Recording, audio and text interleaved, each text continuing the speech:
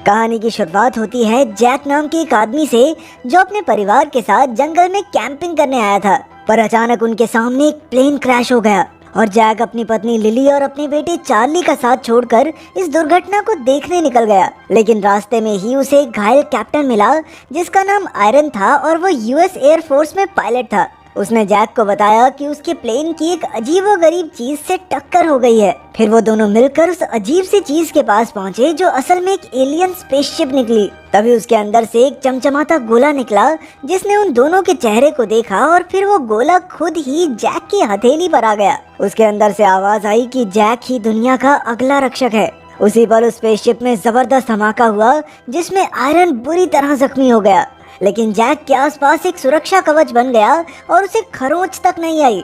उस दिन से वो जैक द गार्ड बनकर पूरी दुनिया को तबाही से बचाने लगा और आम जनता तो उसकी दीवानी हो गई। लेकिन इस घटना के 10 साल बाद अब जैक की वजह से हथियार बनाने वालों का धंधा ठप होता जा रहा था। जैक का बेटा चार्ली अब स्कूल में था और वो भी गार्ड का दीवाना था, लेकिन वो ये नहीं जानता था कि उसके बोरिंग से पिता ही सुपर हीरो गार्ड हैं। जैक और लिली का तलाक हो गया था और बेचारा चार्ली जैक के काम में फंसे रहने की वजह से अपने पिता से बहुत कम मिल पाता था।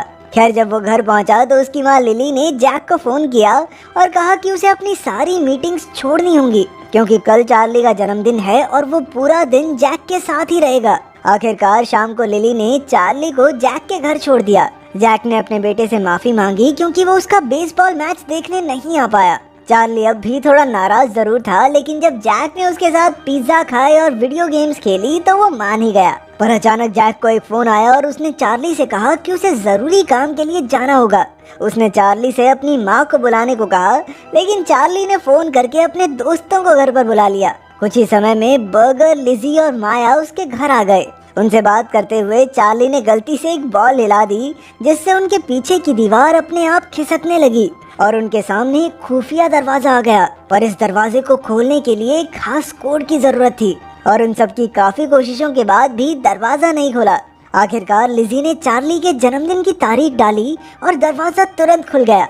अब उनके सामने एक लिफ्ट थी और सब तुरंत उसमें घुस गए। फिर माया के बटन दबाते ही लिफ्ट हवाई जहाज की स्पीड से नीचे जाने लगी और अचानक बीच में ही रुक गई। जैसे ही दरवाजा खुला तो बच्चों ने देखा कि वो एक काफी बड़े हेडक्वार्टर में आ गए थे जहाँ कई हाईटेक और जादुई डिवाइसेस रखे हुए थे।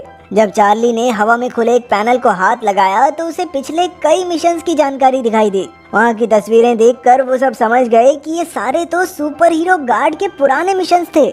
इसका मतलब ये था कि वो लोग सुपर हीरो के हेडक्वार्टर में खड़े थे जिसके बारे में कोई नहीं जानता। उन सबको तो यकीन हो गया था कि चार्ली के पिता जैक ही असली गार्ड हैं, लेकिन चार्ली तो ये मानने को बिल्कुल राजी नहीं था। उधर हथियारों का बिजनेसमैन आगन कैप्टन आयरन के साथ मिलकर पिछले 10 साल से गार्ड और उसकी शक्तियों को हासिल करने में लगा हुआ था, पर अब तक उनके हाथ कुछ भी नहीं लगा, इसलिए आगन आयरन से काफी गुस्सा था। इधर हेडक्वार्टर्स में बच्चे अलग अलग बटन दबाकर सभी डिवाइसेस से खेलने लगे। बर्गर के हाथ एक जादुई छड़ी लगी और लिजी एक डिवाइस पहनकर हवा में अपने आप उड़ने लगी। इधर माया को एक जबरदस्त शक्तियों वाली जैकेट मिली और चार्ली को मिला एक जादुई ब्रेसलेट। तभी बर्गर को एक ऐसी चीज मिली जिसे देखकर सबके होश उड़ गए। उसे 2 ऐसी डिस्क मिली जिसके एक सिरे से आर पार होकर वो दूसरे सिरे से निकल सकता था। इसके बाद माया की नजर एक चमकती चीज पर पड़ी जो असल में गाड़ी की चाबी थी। उसके चाबी उठाते ही गाड़ी से आवाज आई कि जी मोबाइल चलने के लिए तैयार है। कल स्कूल में उन सबका एक टेस्ट होने वाला था और तभी माया को एक जबरदस्त तरकीब सूझी। फिर अगले दिन टेस्ट के समय उन्होंने अपने प्लान को अंजाम दिया। बर्गर बाहर खड़ा होकर जादुई डिस्क के जरिए उसे जवाब बताता रहा और लिजी ने दूसरी डिस्क की मदद से माया का सारा टेस्ट लिख दिया। पर जल्द ही टीचर ने बर्गर को पकड़ लिया, लेकिन वो डिस्क अपने लॉकर में रखकर वहाँ से भाग गया। फिर जैसे ही वो सब जी मोबाइल में बैठकर चार्ली के घर लौटने लगे तो आर्गन की टीम ने उस गाड़ी का सिग्नल पकड़ लिया और वो भी उनका पीछा करने लगे। इधर लिजी कमरे में किसी से फोन पर बात कर रही थी और बाकी 3 बच्चे वापस हेडक्वार्टर्स में पहुंच गए। पर कुछ ही समय में आर्गन के आदमी भी उनके घर आ पहुंचे। उन्हें पता लग गया था कि सिग्नल जमीन के नीचे से आ रहा है और जल्द ही उन्होंने लिफ्ट ढूंढ निकाली। तभी आयरन ने चार्ली और जैक की तस्वीर पहचान ली और लिफ्ट में कोड डालकर वो अपने साथियों के साथ नीचे जाने लगा। इधर माया को एहसास हो गया कि कोई तो नीचे आ रहा है, इसलिए वो तुरंत चार्ली के साथ छिप गई। जब आयरन कंट्रोल पैनल पर पहुंचा तो उसने देखा कि गार्ड तो इस वक्त जापान में था अब उसने तुरंत एक बटन दबाकर पूरे हेडक्वार्टर को बंद कर दिया। उधर माया और चार्ली गुंडों से छिपते हुए कमरे में पहुंचे, जहां शक्ति का गोला देखकर चार्ली की आंखें खुली की खुली रह गई। जैसे ही चार्ली ने उसे हाथ में लिया तो अचानक उसे भविष्य में होने वाली तबाही की झलक दिखाई देने लगी। आखिरकार बर्गर के उसके शरीर को टटोलने पर वो असलियत में वापस लौटा और तभी स्पीकर से आयरन ने उनसे बात की। उसने कहा कि वो सिर्फ इस शक्ति के गोले यानी ऑब को लेने आए हैं और उनका किसी को नुकसान पहुंचाने का कोई इरादा नहीं। उधर आर्गन भी घर तक आ गया और उसके गुंडों ने वहां मौजूद लिज़ी को पकड़ लिया।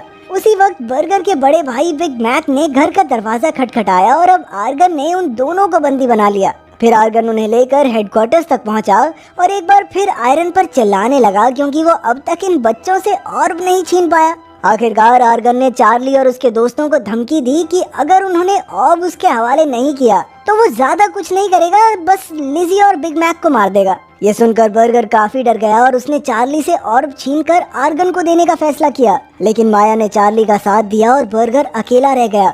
वो सीधा आर्गन के पास पहुंचा और जैसे ही उसने कुछ बोलकर अपनी जादू की झड़ी घुमाई तो अचानक एक भारी भरकम कुर्सी सीधा आर्गन से जा टकराई। इसे देखकर बर्गर में जोश आ गया और वो चुटकियों में आर्गन को बंदी बनाकर चार्ली के पास ले आया। अब आर्गन ने चार्ली को भड़काने की कोशिश की। उसने कहा कि सॉब में पूरे ब्रह्मांड की शक्ति है, लेकिन उसके पिता जैक जैसे स्वार्थी इंसान ने इसे सिर्फ अपने मतलब के लिए इस्तेमाल किया। अगर ये ऑब उसे मिल जाए तो वो पूरी दुनिया के साथ इसे बांटेगा। वहीं दूसरी ओर लिली जैक से बात कर रही थी। उस वक्त जैक किसी समुद्र के ऊपर उड़ रहा था।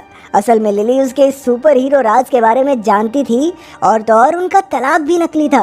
वो दोनों सोच रहे थे कि उन्हें चार्ली को इस राज के बारे में कब बताना चाहिए। तभी जैक ने घर में लगे कैमरास की फुटेज देखी तो उसके होश ही उड़ गए, क्योंकि वहाँ तो आर्गन के आदमियों ने कब्जा कर लिया था। उधर चार्ली आर्गन को बंदी बनाकर उल्टा आयरन से कहने लगा कि मेरे दोस्तों को छोड़ दे वरना इसकी गेम बिठा दूंगा मैं। आखिरकार आयरन को बच्चों को छोड़ना ही पड़ा और आर्गन भी अपने साथियों के पास आ गया। अब आर्गन ने उन्हें कहा कि अगर वो ऑब को उसके हवाले कर देंगे तो वो किसी को कोई नुकसान नहीं पहुंचाएगा। 2 मिनट पहले बच्चों के कब्जे में था ये। खैर, जैसे ही बच्चों ने उसे वो ऑब दिया तो उसने अपने गुंडों से कहा कि इन्हें पकड़कर जेल में डाल दो। तभी अचानक ऑब के कुछ टुकड़े आर्गन के हाथ में आ गए और उसे एहसास हुआ कि बच्चे एक बार फिर से उसका फुद्दू बना के चले गए। उसी वक्त माया ने इमरजेंसी बटन से बिजली बंद कर दी और बच्चे वहाँ से भाग निकले। पर अचानक गुंडों ने उनके रास्ते में बॉम्ब फेंक दिया, जिसके फटने से ऑब चार्ली के हाथ से छूटकर सीधा आयरन के हाथ में आ गिरा। अब वो सब भागकर अपनी जान बचा सकते थे, लेकिन उन्होंने अपनी जान पर खेलकर ऑब वापस लेने का फैसला किया। वो अपने गैजेट्स इकट्ठा करके आर्गन की फौज का सामना करने पहुंचे। आर्गन ने जर्सी नाम के गुंडे से वो गोला फेंकने को कहा, लेकिन बच्चे बीच में आ गए और वो ऑब बीच में ही गिर गया। फिर लिज़ी ने ऑब उठाकर चार्ली की ओर फेंका, पर एक गुंडे ने उस पर हमला कर दिया। इसी चक्कर में उसका जादुई ब्रेसलेट गिर गया और ऐन वक्त पर माया ने आकर उसकी जान बचाई। उधर जर्सी ने बर्गर पर गोलियां चलानी शुरू कर दी, पर सारी गोलियां उसकी जादुई डिस्क पर लगकर स्कूल के लॉकर में पड़ी दूसरी डिस्क से बाहर निकलने लगी। उसी वक्त बिग मैक ने आकर बर्गर की मदद की और दोनों ने मिलकर जर्सी को ढेर कर दिया। अब वो पांचों ऑब लेकर दरवाजे की ओर भागे, पर आयरन वहाँ पर पहले ही उनका इंतजार कर रहा था। उसने चार्ली को बताया कि जब जैक को ये ऑब मिला तो वो भी उसके साथ ही था, लेकिन सारी शक्ति जैक को मिल गई और उसे धमाके ने जला दिया।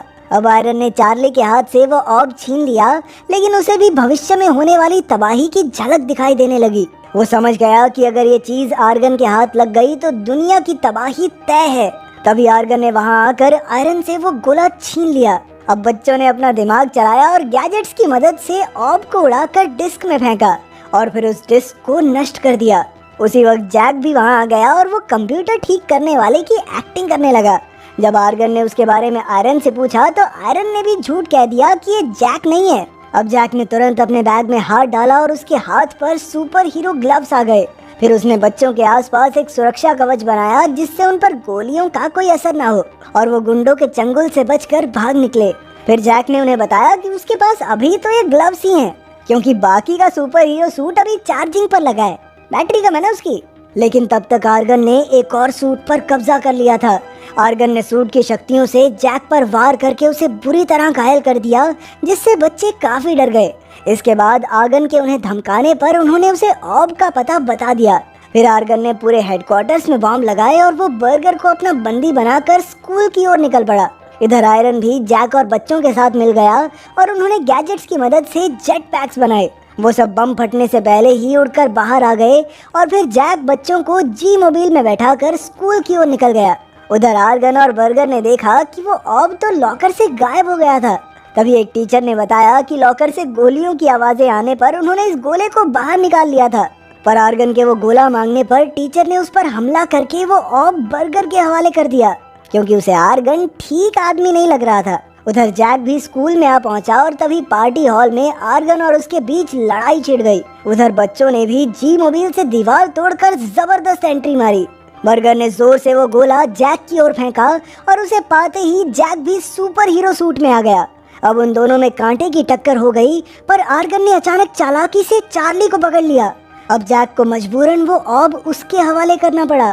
तभी अचानक चार्ली ने उस गोले पर एक बॉम्ब फेंक दिया, जिससे जोरदार धमाका हुआ और आर्गन किसी और ही दुनिया में कैद हो गया। कुछ समय बाद हम देखते हैं कि जैक अपने परिवार के साथ घूमने आया था और अब वो और आयरन मिलकर दुनिया की रक्षा करने लगे थे।